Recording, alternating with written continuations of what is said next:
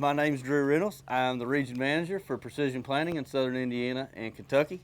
I'm from central Kentucky. We farm, got a family farm, 1,100 acres down there, and I got a agronomy and consultant company down there as well. We do quite a bit of crop scouting and soil sampling. It's all mostly south of the river. They kind of poised me for the topic of planting excellence. Kind of no surprise, but I thought, man, it's going to be easy. It's going to be real easy. Because, man, planting's simple. We just dig a hole, put a seed in it, cover it up, a little water and moist nutrients, and corn comes up, right? That's what we do. Is that the thought process behind your planting operation? Is that it? Well, there's probably a little more to it than that as things get a little more complicated. So, I'll tell you a story. I hired a kid this year to do some stand counts for me, and so we take a 17-foot 5-inch chain which measures 1/1000th of an acre, and we take random stand counts to a field, and both of us unloaded our four-wheelers or in a dirt bike, and we went out taking stand counts, and I came back and I told the kid, I said, now look, well, he's a man, I said, look, count the plants down that chain, and I said, make any notes of plants missing, how many's missed in that, and how many doubles, how many skips we have, that type of thing. And he come back and we got together and I said, hey, what'd you get? What's your averages? And his was about 3,000 higher than mine. His was just about target population. I said, man, maybe I can't count because I'm from Kentucky. So I stretched these chains out thinking, well, maybe his chain's longer than mine. Well, it was right. So I got to thinking, and it was my fault because it's a lack of education on my part. Because you don't know what you don't know, right?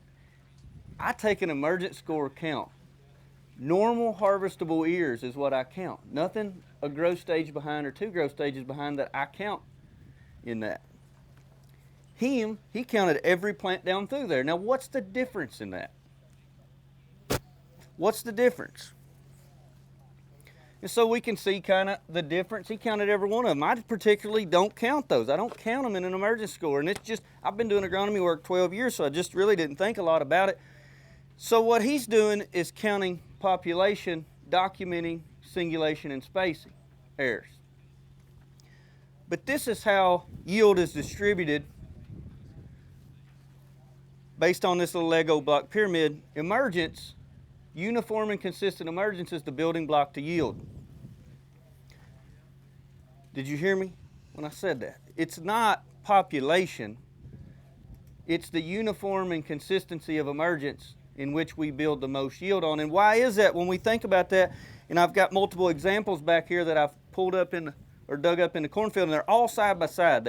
I've not manipulated this in any way. And as we look back here, this one right here probably germinated in 12 to 24 hours. That's the target window, is to get all your seeds up above the soil surface in 12 to 24 hours of one another. Not from the day you plant. That won't happen. Now, what happens when you have one right here that comes up a little later? What's the difference here? If you have one that comes up and is a leaf collar behind, he is a 50% reduction in ear weight at harvest. That's 50% yield loss on that plant. If you have one 2 leaf collars behind, that's 90 to 100%. He's a Roundup ready weed, unless you're non-GMO corn, but you still ain't gonna hoe him out, right? So emergence is the building block, and the target is that 12 to 24 hour window of all of them getting up together. Now, we got to think about this. We can gauge emergence, but what's the difference in germination and emergence? Germination is when the seed begins to make a plant underground and come toward the surface. Emergence is when it breaks the soil surface, right? The plant material does. So we've got to germinate those seeds at the same rate. Now, what are the 3 things we need to germinate a seed? Temperature, moisture, ground contact, or seed contact with soil. Further, deeper. What's the one thing we didn't have a lot in our soil this spring? Moisture. Oxygen. It's on the board. Man, I'm from Kentucky. I'm not supposed to be able to not read, guys. So when we provide our seeds, when we plant our seeds, and we have to think about the soil microbiome around those in which we place those seeds. We need this, and kind of how, if we look at soil and soil density, that's what we're talking about when we talk about how soil's structured. In a clay loam or silt loam soil, the ideal soil density is 1.33 grams per cubic centimeters. That's a random fact you'll never need to know. Rock is 2.68. That's 6.5. That's what we plant in Kentucky on rocks. But as we look at this, our soil structure is divided into two parts. 50% aggregates, which includes organic matter and humic material. 50% pore space. Now, of that 50% pore space, needs to be divided relatively equally. We'll say 25-25 for ease of conversation, moisture and oxygen. And when we can provide these at a very consistent and uniform rate to every seed, we can drive uniform germination. And if we can provide the correct path to the surface, we can get uniform emergence. Everybody follow me on that? So what happens? How can we change that? What do we do in our operation today that puts swings in this pie chart where it's not balanced, where we don't have an ideal soil? What can we do? What do we do? We were just talking about it. What do you do in the fall? Tillage. Anybody do any spring tillage? How many people have? I just heard a story from Jesse. We had a vertical till rig run and got a little bit too far ahead of the planter. What happens? What happens when we till ground? Why do we till ground? Dry it out. We want to induce air and reduce moisture. So as we swing this with tillage, we swing this down here. It's not ideal, right? It can be if you hit it on the right day. But if you start in a 200-acre field and you get out past that afternoon, what's probably happened? We might have started like that, but where'd we end up? Now, what can we do to reset that? Can we reset that? Do we need to reset the whole field? Not particularly.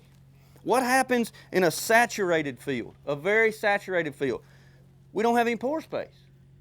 So why is this important? Not only for germination. Those of you who was here last year, I talked about nutrient placement, nutrient management. So when we have ideal soil density, we allow the natural progression of those nodal roots, that's our money makers, out through the soil, right? We can capture moisture, which has been a problem for us this year. I believe you guys as well in certain places.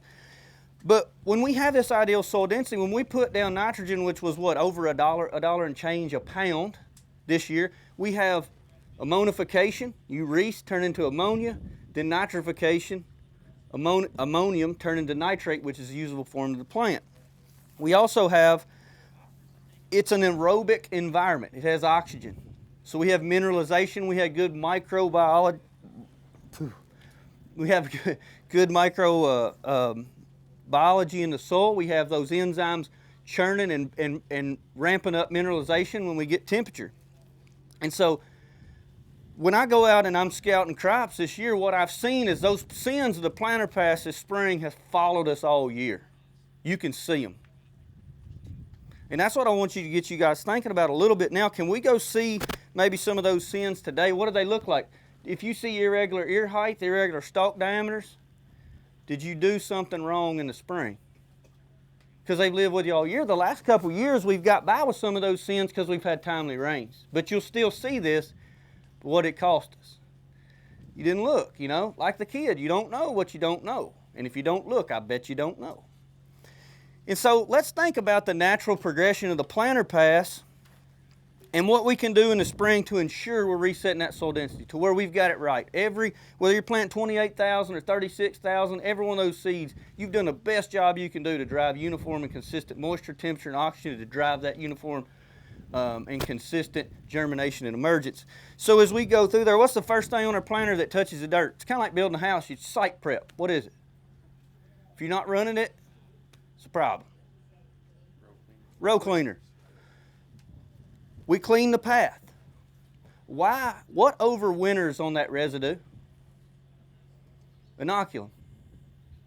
Pythium, rhizoctonia, penicillin, damping off disease. So you might get even emergence, but if you've got that inoculum down there and it attacks the mesocotyl or it gets in the crown, you have a crown rot, you can kill it later.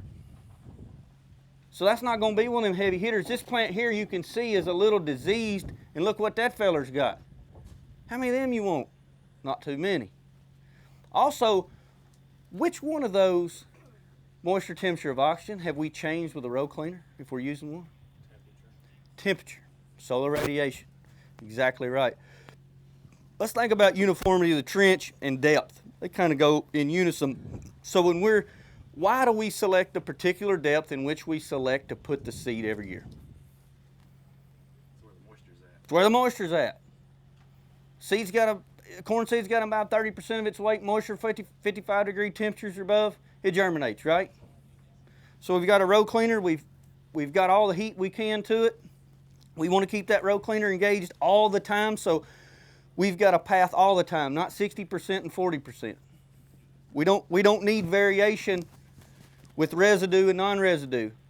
There's 10 to 20 degree difference in just the morning hours of temperature swings under residue and on bare dirt. So back to the trench. So what happens if we're pulling our planter through a vertical till field and we've got 6 or 8 days and it's hot and dry? What do we do when our moisture level is varying in the ground? What can we do with our planter to kind of reset some of that? Yeah, we can select the depth of moisture, but how do we retain it? Because we said with a tillage pass, we've blown out a lot of that moisture and induced a lot of air. What can we do? This is counterintuitive of what most people believe. If you're already at moisture at 2 1/4 inches, what can you do to reset the soil density around the seed? Increase your down pressure. It's counterintuitive. It doesn't make sense. We can hit depth until it's easy. The weight of the planter unit will do it. What if you're in a saturated field? Then what do we need to do to get to depth? We've got too much moisture, not enough oxygen. How do we fix it? How do you fix that? Lighten your pressure. Wait a day and lighten the pressure. The sins of the planter pass are still following us. I mean, go look at your crop now. Jesse and I were just talking about it. Here's one thing, too. When you have too much pore space, we've got to structure that furrow to get the seed tucked in the bottom of the trench. If we've got dry soil and we didn't increase our down pressure and we didn't reset that soil density, what's going to happen? That dry dirt on top is going to fall back in the bottom of that trench. What do you think is going to imbibe moisture faster, dry dirt or the seed pericarp? The dry dirt will. You're going to flirt with that moisture line as you hold it open, falls in, hold it open, falls in. And you're going to sit there and flirt with the moisture and you'll have uneven emergence, uneven germination. And so if we structure that, so if we look at the situation and we know that we've got this trench open, we've got our seed tucked in the bottom with our Keaton seed firmer, how do we know that? Because when we pull the planter across, we go back to look, how do we know that? How do you see it? Well, the daggone closing systems ruined that for us, isn't it? We've got these neat tools that this is what our engineering team does.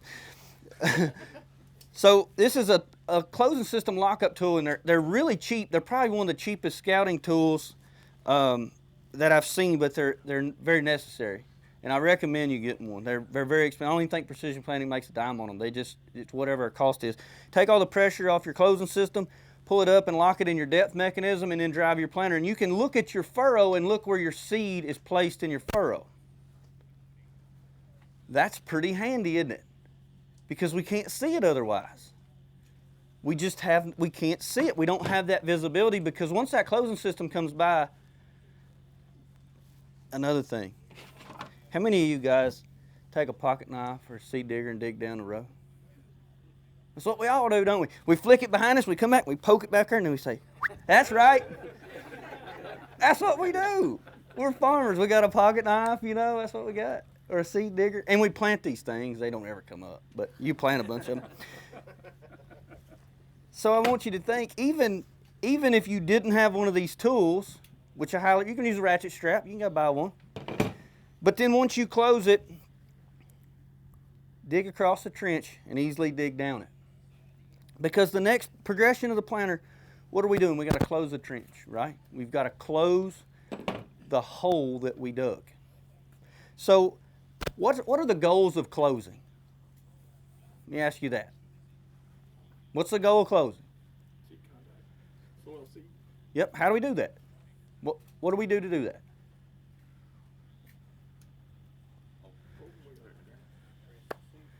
Why do we close the trench? Why don't we just leave it open? We want to retain the moisture in which we planted it. You leave it open and it doesn't come up, right? So we've got to go back to this and reset soil density again. When you have a spike wheel, what does it do? Like tillage. So what does that do to our soil density? Does it affect it? Yes. Probably induces a little error, doesn't it? What happens in a cast or a rubber closing wheel? How does it affect soil density? If we're in a tillage situation, we need that firming action to push some of that air out and retain that moisture, lock it in, so we don't lose it through solar radiation and evaporation, right? Have you thought about closing wheels like that? But a case system, two-stage closing system, two discs run like this, close at the top. What do we risk like that in the bottom of the trench? Air pocket. What have we done at that point? We've probably retained our moisture. This can happen, I'm not picking on case, this can happen with two rubbers as well, or two cast, or a spike and a rubber. But what have we done? We've induced a lot of air around that seed. Maybe we've protected it from solar radiation and evaporation, so we've germinated seed, but what does it do? It grows down the trench, don't it? What is that? So we germinated it, we got that part right, but what did we do? We didn't get it emerged, right? So another goal of closing is creating a mellow path to the surface. Would you agree with that? We got the germination right, now we got to get emergence right. So let's think about this just a little further. Would you guys say that that trench is closed if you got out of the tractor, ran back there and looked, and then jumped back in the tractor and took off? What would you say? First glance, what do you say? Is it closed? Smeared.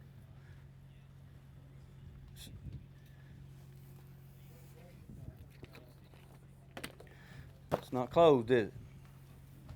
What did we probably do right here? Took all the pore space out, and our closing system cannot fracture and close from the bottom to the top. Can't do it. We've got too much air, too much moisture, one spot. We can do it. It can happen. So you know there's going to be a plug coming. You just knew it's coming. So we developed a product a couple years ago, and like I said, I'm an agronomist, so I'm a very data-driven guy. Much like Superior Ag is a data-driven company. They just said, don't be Trent, the guy that throws it all at the crop. So what I did is the first year it came out, I challenged a guy in southern Indiana. I see 16-row planter, 8-row head. I said, let's put 8 furrow-force on one side. And his standard closing system was a rubber and a spike, what he's run his whole life. I believe his dad run it. I don't know how many generations has, but he put this on his planter and we took it to yield. So he's in vertical till ground. Some was fall vertical till, some was spring vertical till, and he was no till. And I don't know exactly, what ratio and proportion he did that.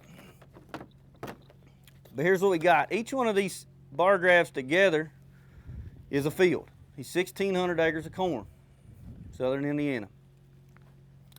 What you need to know is this is yield. The blue bar is the half of the planter with furrow force. The other side of the planter is a standard closing system. Furrow force closes, has two wheels at an angle. And as you run, they squeeze together right above the seed, lift. They've got two pack wheels behind them, and you can adjust the pressure in which you put on those pack wheels. So we can reset soil density, overcome any air that we pushed out with our gauge wheels, and we can reset that soil density, that 25, 25, 50. Now, like I said, how can we see in your closing system, can we do a better job with what you got? I'm not particularly trying to sell you furrow force, but if you do, I recommend you try it. Put 2 on, see what it does. Dig across your furrow, dig down your row. Do you have an air pocket at the bottom? Do you have an air pocket at the bottom? You can feel your sidewalls. You can see your moisture line. We were able to reset the soil density. So I go back to the kid I hired, that example. We don't know what we don't know. How many people dig in the spring on top of the hill in a low spot, not just where you load the trucks, but how many people dig? Do you dig enough? Do you look? Do you look now? What can we see if we went to look now, right? Because it's a lack of education on somebody's part, because you don't know what you don't know, just like that kid. He just didn't know. It was a failure on my part to educate. So when we look at these, we go out right now, can we decide now whether we made this mistake in the spring? We can, we just don't know what mistake it is primarily, unless the slot's still open, and I've got some fields that we planted too wet. That happened. Some of the sins of the planter pass this spring have followed us all the way out to yield. We've seen nutrient deficiencies. We can dig roots, and I didn't knock this off because I wanted to show you guys that these are plants in succession down the row. If we have irregular ear heights, we know we missed the mark. We did not have our pie chart 50, 25, 25. If we have got this smaller ear, in this smaller ear, and this plant's diseased, he's got a little bit of maybe nutrient deficiency, maybe mag or something on him, could be disease. But as we look at this, can we think about, we didn't do it perfect this year. So I say that because next year I want you to think about this pie chart. I want you to take a ratchet strap. You do not have to support my paycheck if you don't want, but if you will, I will encourage it. You can buy one of these tools. They're relatively cheap. And they're easy. They're really simple. Fit in the tractor. Not like a ratchet strap. It'd be down the steps and dragging. But you can see, lock a couple closing systems up and see what your trench looks like. Think about that pie chart. Do I have too much moisture? Do I have too much air? Do I have too many aggregates and not enough moisture or air? How can I reset this? What can I change in my operation? It may be changing a spring setting. It may be changing a closing setting. You might find out you're not at the right depth because you happen to see, if you dig correctly, your moisture line. Maybe we don't know. Maybe we were at 2 inches in a no-till field and come to a vertical till, spring vertical till field, and we've blown the moisture out of it. What do I need to do in a tillage field? You need to make sure you're getting the depth. You need to make sure you're in the moisture line, but you also need to lock it up and make sure it's not falling back in itself. We need to make sure that we structure that furrow. So when you go through next spring, all I want you to think about is that pie chart. When you lock it up, you can feel your sidewalls.